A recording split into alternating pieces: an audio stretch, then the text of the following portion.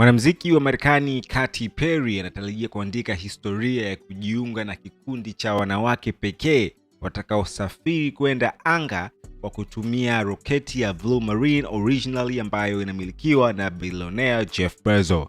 Maona bwana, safari hiyo ya anga inatarajiwa kufanyika Jumatatu hii na itawapeleka zaidi ya kilomita 100 juu ya uso wa dunia. Perry yeye mwenyewe anafahamika kwa vibao maarufu kama vile Firework, California Girls na Roll, na ameweka video kupitia Instagram akiwa ndani ya chombo hicho ambacho watakitumia kwenda huko angani, akiwa amevaa kafu ya anga ya rangi ya blue iliyoandikwa Perry kifuani. Unajua zile nguo ambazo watu ambao wanafanya kazi NASA wanaosafiri huko kwenda maanga, international space wanavovaaga vile lakini pia kiti chake kimeandikwa namba 2 na jina lake K Perry, na jina lake la mawasiliano kwenye safari hiyo ni Fedha. Kwa hiyo jina lake yeye kwenye hiyo safari itakuwa ni Fedha. Lazima niimbe angani, ametania Katy Perry kwenye video hiyo, akielezea furaha yake ya kushiriki mafunzo pamoja na wanawake wengine ambao watakuwepo kwenye safari hiyo. Kikundi hicho kimepewa jina la The Taking Up Space Crew kwa maana ya kuchukua nafasi halisi ya anga na pia kupinga mitazamo ya zamani kuhusu nafasi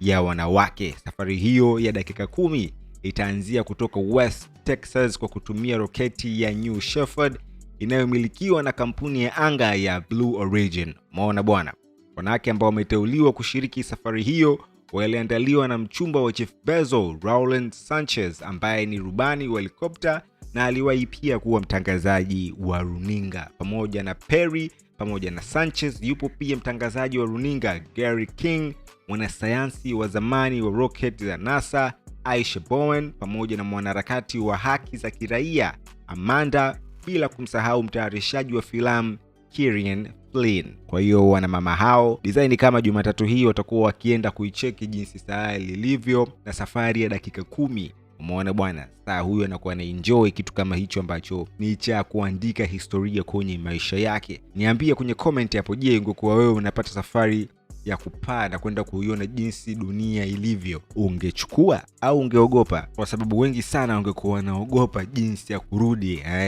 Kwenda wangefurahi, lakini kurudi ingetilia mashaka kidogo. Niambie kwenye comment hapo, je, wewe ungepata nafasi ya kwenda angani na kuicheki jinsi dunia ilivyo, safari ya dakika 10, unajua kutoka nje ya uso sayari ya dunia na kuicheki, ungekubali ama ungeogopa? Kwa upande wangu mimi ningeenda. Unajua ni kitu cha kuenjoy mara moja, once time life event, so you have to take it. Unajua haiwezi kujirudia mara mbili, mara chache sana. Kwa hiyo kama ni kitu cha mara ya kwanza, jaribu kukifanya uweze kuona tofauti, utajifunza pia. Kwa hiyo naamini ni safari ambayo asilimia kubwa ya watu wangechagua kwenda na kuexperience kwa mara ya kwanza. Usisahau kusubscribe, kulike na kufollow PJ Classic FM, lakini pia usisahau kusubscribe kupitia YouTube channel